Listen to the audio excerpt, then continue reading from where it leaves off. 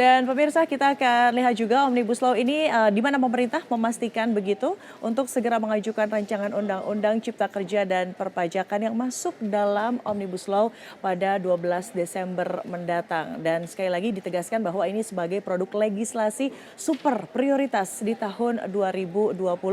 Kita akan lihat di sini seperti apa. Yang pertama ada di sebentar. Kita akan, ya boleh dibantu teman-teman. Oke, ini dia.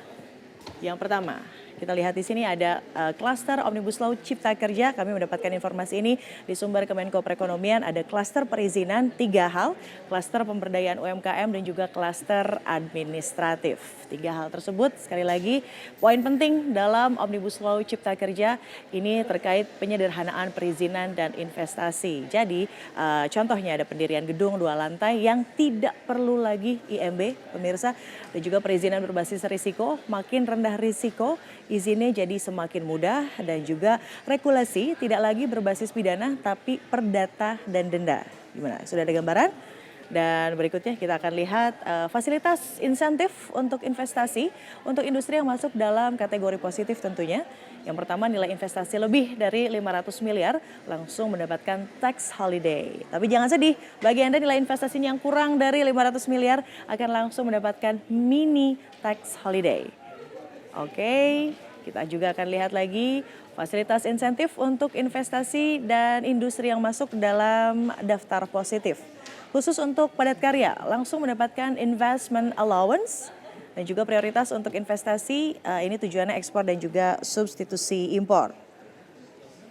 Dan berikutnya kita akan lihat kembali kemudahan khusus ini untuk UMKM.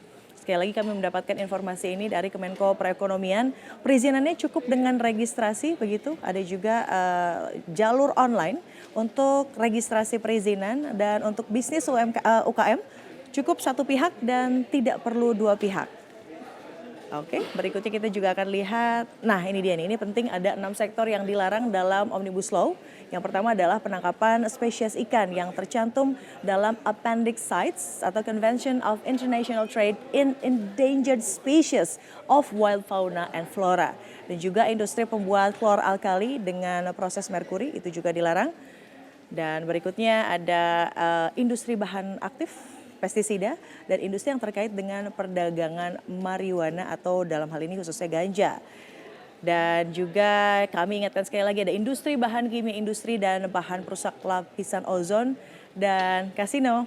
It's a big no-no dalam Omnibus Law 2020. Dan sebetulnya apa tujuan dari penyusunan Omnibus Law? Ini kami dapatkan infonya dari Direktorat Jenderal Pajak. Pertama tentunya meningkatkan iklim usaha yang kondusif dan juga atraktif bagi investor, dan juga meningkatkan pertumbuhan ekonomi Indonesia.